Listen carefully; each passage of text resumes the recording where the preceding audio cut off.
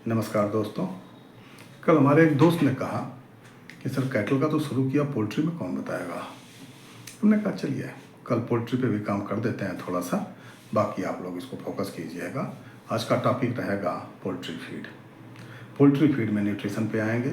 इसमें अगर ख़ास तौर से देखें तो 3 डिवीज़न होते हैं। पहला होता है पेरेंट, दूसरा लेयर और तीसरा ब्रॉयलर।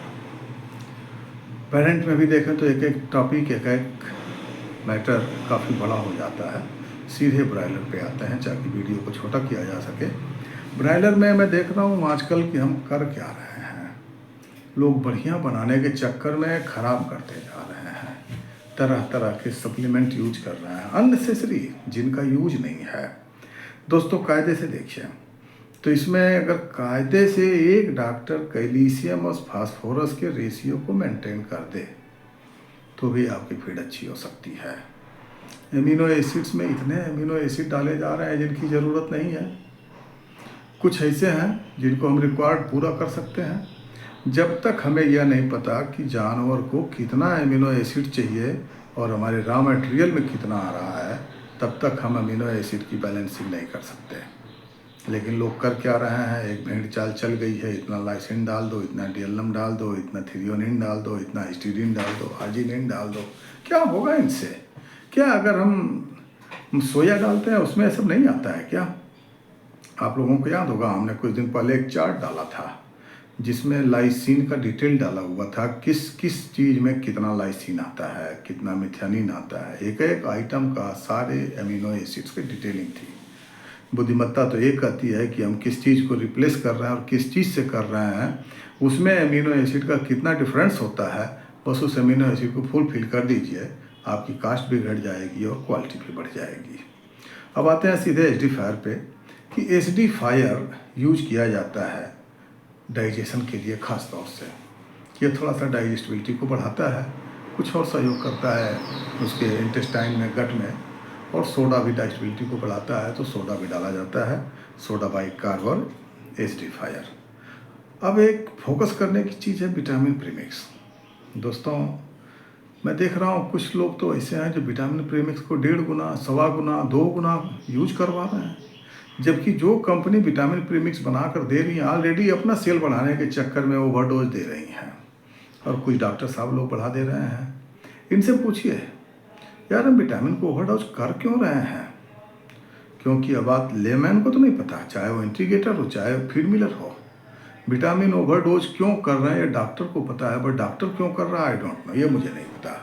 क्योंकि अगर वो ये सजेशन देता है कि ये टेम्परेचर में जाके कुछ जलता है तो वह गलत सोचता है, क्योंकि अगर एक टेम्परेचर पे विटामिन जलेगा तो कुछ नहीं जलेगा, फिर 100% जलेगा, क्योंकि वह लाइव ऑर्गन नहीं है, वहाँ पर टेम्परेचर फिक्स है, इतना टेम्परेचर तो आएगा। तो विटामिन का केवल उतना ही यूज करिए जितना कंपनियों ने रेकमेंड किया है। कायदे से अगर रॉ मटेरियल आपका अच्छा है तो डोज को अंडर डोज कर लीजिए, कोई फ़र्क नहीं पड़ेगा, इससे कास्ट घटेगी। आइए एंटीबायोटिक पे, लोग मल्टी एंटीबायोटिक यूज कर रहे हैं। एंटीबायोटिक के लिए हर लोग जानते हैं कि स्ट्रेस क्रिएट करता है, चाहे हमारे अंदर हो, चाहे आपके अंदर हो, चाहे जानवर के अंदर हो, चाहे मुर्गे के अंदर हो। Antibiotic always create a stress create करेगा जो हर मामले में नुकसान देगा। और फिर लोग मल्टी एंटीबायोटिक डालने लगे हैं यह सोच के कि एंटीकॉक्सी हो जाएगा, तो एंटीकॉक्स रहेगा तो कॉक्सी नहीं आएगी। कॉक्सी इसके बाद भी आती है, क्योंकि बॉडी का एक नेचर है, अगर सब कुछ आप डाल रहे हैं तो स्ट्रेस में रहते हुए भी उसके लिए हैप्चुअल हो जाएगी, और जब हैप्चुअल हो जाएगी तो उसका यूज ही क्या रह गया।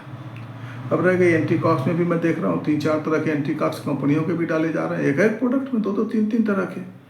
ऑलरेडी आप इतना स्ट्रेस दे रहे हैं बर्ड को, बर्ड ग्रोथ कहाँ से लेगा? और फीड मिलर का या इंटीग्रेटर का कास्ट बढ़ जाता है। दोस्तों कास्ट कटिंग के लिए अपने अपने डॉक्टर से कुछ सवाल तो कर ही लीजिए। वो इस प्रकार हैं कि क्या डॉक्टर साहब हमने कैल्शियम और फास्फोरस को बैलेंस किया? अगर नहीं किया तो कैसे करेंगे? एंजाइम डाला लेकिन ओवरडोज डाल रहे हैं, या हम कौन सा मटेरियल डाल रहे हैं जिसके लिए हम एलेक्स एंजाइम डालें? तीसरा, अगर हम अमीनो एसिड्स की बात करें, सपोज करिए किसी कारण से मेरे पास सोयाबीन कम हो गया, 100% सोया पे नहीं है, हमने उसकी जगह मस्टर्ड डीओसी, DDGS या सोया डीओसी डाला, वो सॉरी MDOC डाला तो क्या उनमें कोई एमिनो एसिड आ ही नहीं रहा जिसलिए आप बढ़ाते जा रहे हैं? ये भी तो हो सकता है कि वहाँ ज़्यादा आ रहा हो। बैलेंसिंग का तो खेल है, तो एमिनो एसिड की बैलेंसिंग किया, अगर नहीं किया तो कास्ट कैसे घटाएंगे? आज के प्रोफेशन में, पोल्ट्री फार्मिंग में कास्ट कटिंग ही मेन है।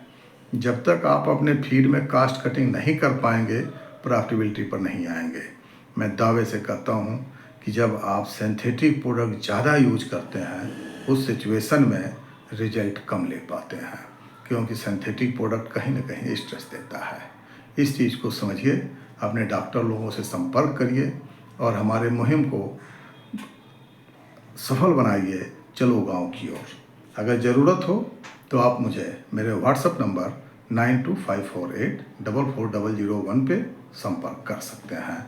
धन्यवाद, नमस्कार।